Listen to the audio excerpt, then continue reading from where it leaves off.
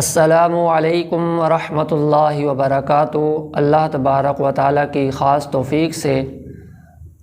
آج انشاءاللہ العزیز 17ویں سپارے کا خلاصہ بیان کیا جائے گا۔ سب سے پہلے ہم چند آیات کی آپ کے سامنے تلاوت پیش کریں گے۔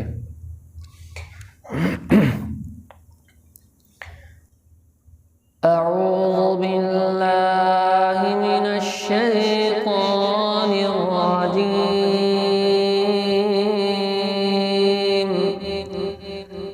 بسم اللہ الرحمن الرحیم۔ اقترب للناس حسابهم وهم في غفلة معرضون، ما يأتيهم من ذكر من ربهم محدث إلا استمعوه وهم يلعبون، لاهية قلوبهم وأسروا النجوى الذين ظلموا هل هذا إلا بشر مثلكم أفتأتون السحر وأنتم تبصرون۔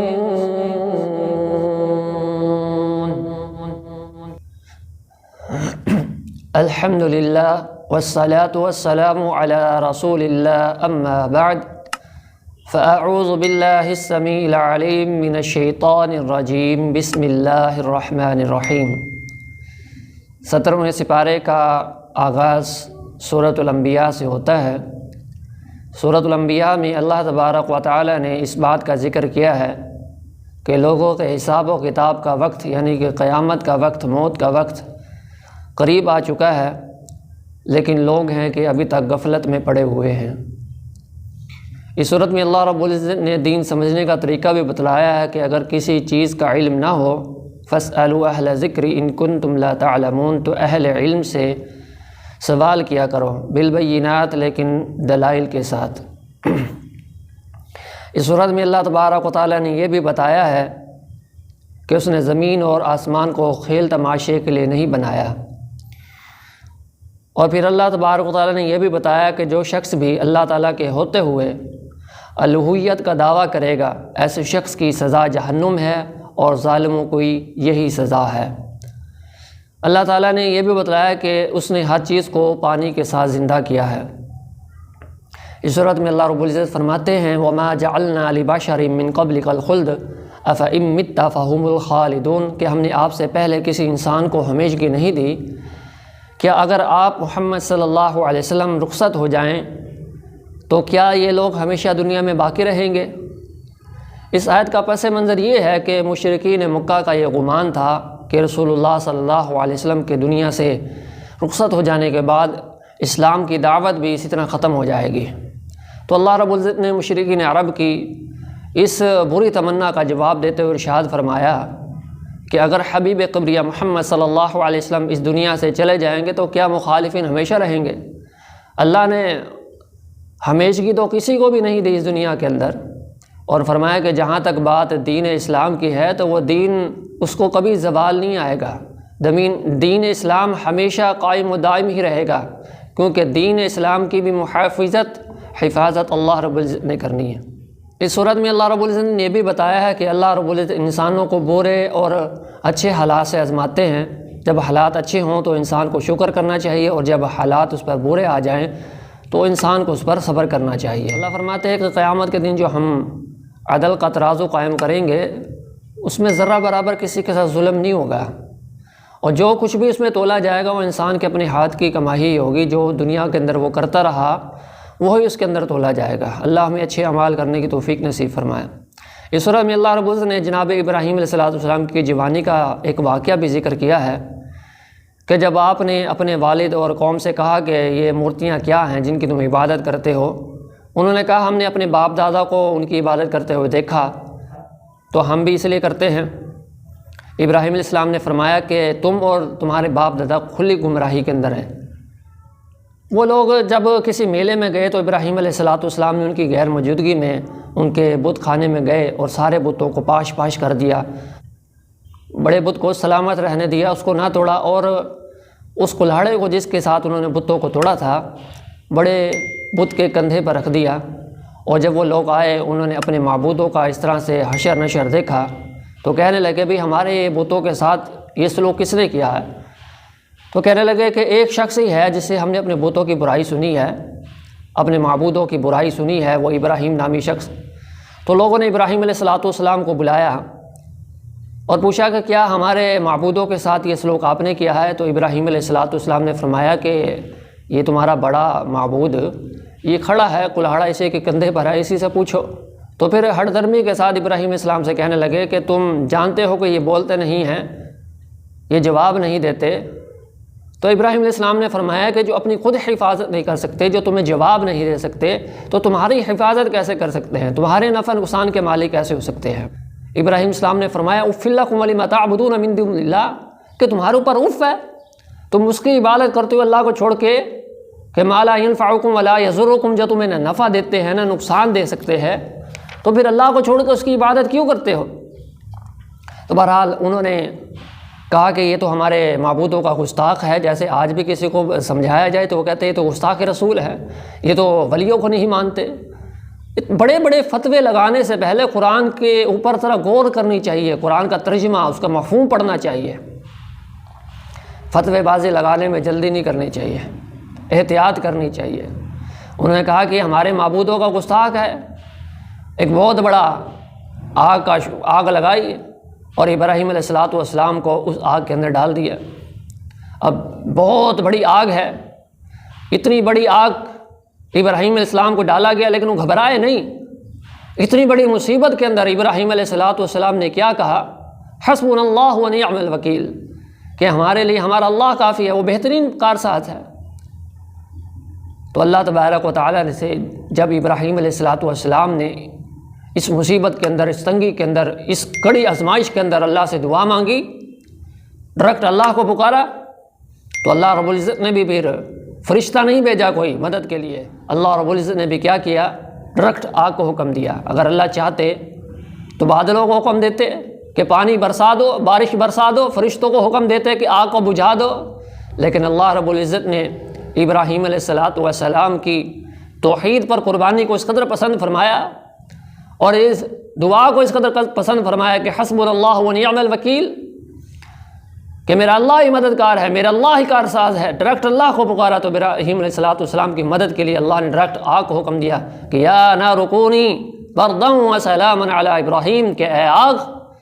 میرے ابراہیم کے لیے سلامتی والی بن جا، ٹھنڈی اور سلامتی والی ٹھنڈی بن، زیادہ ٹھنڈی نہیں بننا۔ تو اللہ تعالیٰ ارشاد فرماتے ہیں وَأَرَادُوا بِهِ كَيْدًا فَجَعَلْنَاهُمُ الْأَخْسَرِينَ، کہ انہوں نے جناب ابراہیم علیہ السلام کے خلاف سازشیں کرنی چاہیں تو ہم نے انہیں بڑا نقصان پانے والا بنا دیا۔ اس صورت میں اللہ رب العزت نے جناب داؤد علیہ السلام اور سلیمان علیہ السلام کا بھی ذکر کیا ہے کہ اللہ تعالیٰ نے دونوں کو علم اور حکمت سے نوازا اور جناب داؤد علیہ السلام کے لیے پہاڑوں اور پرندوں کو مسخر کر دیا تھا جو ان کے ساتھ مل کر اللہ تعالیٰ کی تسبیح بیان کرتے تھے، اور یہ سب کچھ اللہ کے حکم کے ساتھ ہی ہوتا تھا۔ اللہ تبارک و تعالیٰ نے جناب داؤد علیہ السلام کو انسانوں کے لیے ذرہ بنانے کا بھی طریقہ سکھایا جو جنگوں کے لیے دشمنوں کا مقابلہ کرنے کے وقت بچاؤ کے کام آتی تھی، اور اللہ تعالیٰ نے جناب سلیمان علیہ السلام کے لیے جنات اور ہواؤں کو تابع فرما دیا تھا، اور ہوائیں ان کے حکم سے 1 ماہ کی مسافت کا سفر طے کیا کرتی تھیں، اور جنات ان کے حکم سے سمندروں میں غوطہ زن ہوتے اور دیگر امور انجام دیا کرتے تھے۔ تو یہ اللہ کی قدرت ہے، اللہ جس کو جو چاہتے ہیں عطا فرما دیتے ہیں۔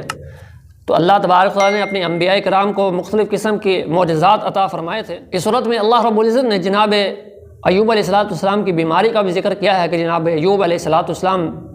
ایک لمبا عرصہ تک اللہ کی طرف سے آنے والی آزمائش کو صبر اور خندہ پیشانی سے برداشت کرتے رہے، یہاں تک کہ آپ کے اہل و عیال بھی آپ کی قفالت و نگہداشت سے دل برداشتہ ہو گئے، اور آپ نے لمحہ بھر کے لیے بھی اللہ سے شکوہ نہیں کیا، شکایت نہیں کی۔ جیسے آج ہمارے اوپر تھوڑی سی آزمائش آئے، تھوڑی سی مصیبت و تنگی آئے تو فوراً اللہ کے شکوے گلے شروع ہو جاتے ہیں، لیکن ایوب علیہ الصلوۃ والسلام ایک لمبا عرصہ بیمار رہے، گھر والے بھی چھوڑ کر چلے گئے، لیکن انہوں نے اللہ کے ساتھ شکوہ نہیں کیا۔ بالآخر آپ نے ایک عرصہ دراز کے بعد اللہ رب العزت سے ایک دعا مانگی تھی، رب انی مسنی الضر وانت ارحم الراحمین، کہ میرے پروردگار مجھے تکلیف اور بیماری لاحق ہو گئی ہے، تو سب سے بڑا رحم کرنے والا ہے۔ تو انبیاء کرام علیہ الصلوۃ والسلام کی سیرت سے پتہ چلتا ہے کہ انبیاء کرام ڈائریکٹ اللہ کو پکارا کرتے تھے، اور ہر مصیبت و تنگی کے اندر وہ اللہ سے دعا کیا کرتے تھے۔ تو اللہ تبارک و تعالیٰ نے ان کی دعا کو قبول کیا اور ان کی بیماری کو دور فرما دیا۔ اللہ نے ان کے اہل و عیال کو بھی ان کے لیے واپس پلٹا دیا، اور اپنی جانب سے رحم کرتے ہوئے انہیں جیسے اور بھی اللہ نے ان کو عطا فرمائے، تاکہ یہ باتیں اللہ کے بندوں کے لیے یاد دہانی بن جائے۔ اللہ تبارک و تعالیٰ نے صورت میں جناب یونس علیہ السلام کا واقعہ بھی بیان فرمایا کہ جب آپ غم کی شدت سے دوچار تھے، بحر ظلمات کی تہ میں، مچھلی کے پیٹ میں، کوئی آپ کے دکھ اور تکلیف کی شدت سے واقف نہیں تھا، جناب یونس علیہ السلام نے ایک مچھلی کا اندھیرا پیٹ کا، سمندر کا پانی کا اندھیرا، پھر مچھلی کے پیٹ کا اندھیرا، اندھیروں کے اندر پھر اندھیرا، ان اندھیروں کے اندر انہوں نے اپنے رب کو پکارا اور ڈائریکٹ پکارا، کیا کہا؟ لا الہ الا انت سبحانک انی کنت من الظالمین، کہ اللہ کے سوا کوئی معبود برحق نہیں ہے، اسی کی ذات پاک ہے اس تکلیف سے جو مجھ کو پہنچی ہے، اور بے شک یہ تکلیف مجھے اپنی وجہ سے ہی آئی ہے۔ تو جناب یونس علیہ السلام نے جب اللہ سے یہ دعا کی تو اللہ پاک نے جناب یونس علیہ السلام کی فریاد کو سن کر ان کے دکھ کو دور فرما دیا، اور ساتھ ہی اعلان بھی فرمایا، جیسے سنن ترمذی کے اندر حدیث آتی ہے، رسول اللہ صلی اللہ علیہ وسلم نے فرمایا کہ مچھلی والے حضرت یونس علیہ السلام کی دعا جو انہوں نے مچھلی کے پیٹ میں مانگی تھی، لا الہ الا انت سبحانک انی کنت من الظالمین، اس کے ساتھ جب بھی کوئی مسلمان دعا کرتا ہے تو اللہ تبارک و تعالیٰ اس کی دعا کو قبول فرماتے ہیں۔ اللہ تو فرماتے ہیں کہ جب بھی کوئی مسلمان مجھ سے دعا کرے اور اپنی دعا سے پہلے یہ کہہ دے لا الہ الا انت سبحانک انی کنت من الظالمین، کہ اللہ تو ہی معبود برحق ہے، تو ہی اولادیں دینے والا ہے، تو ہی مشکل کشا، تو ہی حاجت روا، تو ہی غریب نواز، تو ہی گنج بخش، تو ہی داتا، تو ہی دستگیر، اللہ سے جب یہ کہہ دے کہ اللہ یہ مصیبت، یہ تنگی، یہ پریشانی جو مجھ پر آئی ہے یہ میرے گناہوں کی وجہ سے ہے، یہ میری غلطیوں کی وجہ سے ہے، اپنے آپ کو اللہ کے سامنے جھکا دے، تو اللہ فرماتے ہیں جب بھی اس دعا کے ساتھ، ان کلمات کے ساتھ، ان عقیدوں کے ساتھ مجھ سے کوئی بندہ مسلمان ہو، اس عقیدے کے ساتھ مجھ سے دعا کرے، تو اللہ فرماتے ہیں کہ میں اس کی دعا کو ضرور قبول فرماتا ہوں۔ اس بارے میں اللہ رب العزت نے جناب محمد رسول اللہ صلی اللہ علیہ وسلم کے منصب کا بھی ذکر کیا ہے کہ وَمَا أَرْسَلْنَاكَ إِلَّا رَحْمَةً لِلْعَالَمِينَ، کہ اللہ تعالیٰ نے آپ کو دونوں جہانوں کے لیے رحمت بنا کر بھیجا ہے۔ سورہ انبیاء کے بعد سورہ حج ہے۔ سورہ حج کے شروع میں اللہ رب العزت اپنے بندوں کو قیامت کی ہولناکیوں سے ڈراتے ہیں اور ارشاد فرماتے ہیں ان زلزلۃ الساعۃ شیء عظیم یوم ترونها تذهل كل مرضعة اما ارضعت وتضع كل ذات حمل حملها وترى الناس سقارى وما هم بسقارى ولكن عذاب الله شدید، کہ بے شک قیامت کا زلزلہ بہت بڑی چیز ہے، اس زلزلے کی وجہ سے حاملہ اپنے حمل کو گرا دے گی، اور دودھ پلانے والی ماں اپنے دودھ پیتے بچے کو پھینک دے گی۔ آج جس بچے کو ماں اپنے سینے سے چمٹا کے رکھتی ہے، ہر قسم کی تکلیف کو برداشت کرتی ہے، لیکن قیامت کا بھونچال اور زلزلہ اتنی بڑی چیز ہے کہ دودھ پیتے بچے کو ماں پھینک دے گی، اور لوگ نشے کی حالت میں ہم نظر آئیں گے۔ فرمایا وَتَرَى النَّاسَ سُقَارَى، لوگ نشے کی حالت میں نظر آئیں گے، وَمَا هُمْ بِسُقَارَى، انہوں نے کوئی شراب نہیں پی ہوگی، انہوں نے کوئی نشہ نہیں کیا ہوگا،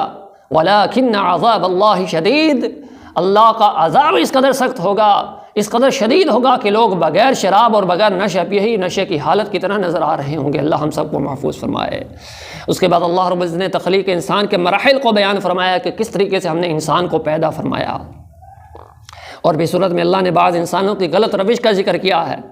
کہ وہ اللہ تعالیٰ کے کنارے پر عبادت کرتے ہیں، کہ اگر اللہ خیریت سے رکھے تو مطمئن رہتے ہیں، اللہ کی عبادت کرتے ہیں، اور اگر کوئی پریشانی آ جائے، کوئی آزمائش آ جائے تو پہلے کی طرح اللہ کی نافرمانیوں کے اندر مبتلا ہو جاتے ہیں۔ تو اللہ تبارک و تعالیٰ نے اس غلط روش کا رد کیا ہے انسانوں کی، فرمایا کہ لوگ ایسے ہیں کہ دنیا میں بھی ان کے لیے نقصان ہے اور آخرت میں بھی ان کے لیے نقصان ہوگا۔ اللہ ہم سب کو محفوظ فرمائے۔ پھر اللہ رب العزت نے اس بات کا بھی ذکر کیا ہے کہ سورج، چاند، ستارے، درخت، پہاڑ، چوپائے، انسان کی کثیر تعداد، یہ سب اللہ تبارک و تعالیٰ کی تسبیح بیان کرتے ہیں۔ اور اس بارے میں اللہ نے شرک کی قباحت کا ذکر کرتے ہوئے ارشاد فرمایا کہ شرک کا ارتکاب کرنے والے اس طرح ہیں جس طرح کہ کوئی آسمان سے گرا ہو اور اس کو کسی پرندے نے اچک لیا ہو، یا ہوا نے اس کو کسی دور دراز کے مقام پر لے جا کر پھینک دیا ہو۔ جس طرح سے یہ معاملہ ہوگا تو شرک کرنے والے کا حال بھی اسی طرح۔ اللہ ہم سب کو شرک سے محفوظ فرمائے۔ اس سورہ میں اللہ رب العزت نے یہ بھی اعلان فرمایا کہ قربانی کو ہر امت پر اللہ نے واجب کر دیا تھا تاکہ اللہ کے نام کو جانوروں پر چھری چلاتے ہوئے بھی لیا جا سکے۔ اس صورت میں اللہ رب العزت نے قربانی کی قبولیت کے لیے تقوی کو شرط قرار دیا کہ لن ینال اللہ لحومها ولا دماؤها ولکن ینالہ التقوی منکم، کہ جب تم قربانی نہ کرتے ہو تو اللہ کو نہ جانوروں کا گوشت پہنچتا ہے نہ خون پہنچتا ہے، بلکہ اللہ تبارک تعالیٰ تمہارے دلوں کے تقوی کو دیکھتا ہے، پرہیزگاری کو دیکھتا ہے کہ یہ تم نے قربانی جو کی اللہ کو راضی کرنے کے لیے کی، یہ اپنے رشتہ داروں کو، احباب کو، دوستوں کو راضی کرنے کے لیے کی تھی۔ اس لیے زندگی میں کوئی بھی عمل کریں تو اللہ کی رضا کو اس میں شامل کریں تاکہ آپ کے لیے فائدہ مند ہو۔ اس صورت میں اللہ تعالیٰ نے ایک مثال کے ذریعے شرک کی تردید کی ہے کہ جن معبودان باطلہ کو لوگ اللہ کو چھوڑ کر پکارتے ہیں، لن يخلقوا ذبابا ولو اجتمعوا له وإن يسلبهم ذباب شيئا لا يستنقذوه منه ضعف الطالب والمطلوب۔ اللہ فرماتے ہیں کہ اگر ان سے مکھی کوئی چیز زبردستی چھین کر لے جائے تو یہ جن کو اللہ کے علاوہ پکارتے ہیں، اللہ کے علاوہ جن کو بھی پکارتے ہیں، جن کو بھی یہ کرنے والا سمجھتے ہیں، اللہ فرماتے ہیں کہ اگر ان سے، ان طاقتوروں سے، جن کو یہ طاقتور سمجھتے ہیں، کرنے والا سمجھتے ہیں، بیڑیاں بنانے والا سمجھتے ہیں، جن کو یہ داتا کہتے ہیں، جن کو یہ اللہ کے سوا دستگیر و حاجت روا مشکل کشا کریم نواز کہتے ہیں، جن کو یہ اللہ کے سوا پکارتے ہیں، فرمایا کہ اگر یہ ان سے میری ایک چھوٹی سی مخلوق ہے مکھی کوئی چیز چھین کر لے جائے تو یہ اس مکھی سے بھی اس چیز کو واپس چھیننے کی اختیار نہیں رکھتے۔ اللہ نے یہ بھی بیان فرمایا کہ جیسے اللہ تعالیٰ کی قدر کرنے کا حق تھا، لوگوں نے قدر نہیں کی۔ وما قدر اللہ حق قدری، لوگوں تم نے اللہ کی قدر ایسے نہیں کہ جیسے اللہ کی قدر کرنے کا حق تھا۔ اللہ کو پکارنا چاہیے تھا، اللہ سے التجا کرنی چاہیے تھی، اللہ کو داتا دستگیر ماننا چاہیے تھا، اللہ کو ہی مشکل کشا ماننا چاہیے تھا، اللہ کے سامنے ہی اپنے نیازوں کو جھکانا چاہیے تھا، اللہ کے سامنے ہی اپنے رکوع اور سجود کرنے چاہیے تھے، لیکن تم نے یہ سارے معاملات، یہ سارے حق اللہ کے غیر اللہ کو دے دیے۔ وما قدر اللہ حق قدرہ، اللہ مسلمانوں سے شکوہ کر رہے ہیں کہ وما قدر اللہ حق قدرہ، کہ مسلمانوں تم نے اللہ کی قدر ایسے نہیں کی جیسے کرنے کا حق تھا۔ اللہ ہمیں اپنی صحیح معنوں میں قدر کرنے کی توفیق نصیب فرمائے۔ اور اس بارے کے آخر میں اللہ رب العزت نے ارشاد فرمایا کہ نماز قائم کرو، زکوٰۃ ادا کرو اور مضبوطی سے اللہ کی رسی کو تھام لو، وہ ہمارا مولا ہے اور بہترین کارساز اور مددگار بھی وہی ہے۔ یہ تھے آج کے ہمارے سبق کا خلاصہ۔ آج ہمیں آپ کے سامنے 17واں پارہ اور 2 صورتیں، سورۃ الانبیاء اور سورۃ الحج کا خلاصہ بیان کیا ہے۔ اللہ رب العزت سے دعا ہے کہ اللہ احکم الحاکمین ہمیں غور و فکر سے سننے، سمجھنے، عمل کرنے اور آگے پہنچانے کی توفیق نصیب فرمائے۔ اللہ تعالیٰ آپ سب کو خوش رکھے، آمین ثم آمین۔ السلام علیکم ورحمۃ اللہ وبرکاتہ۔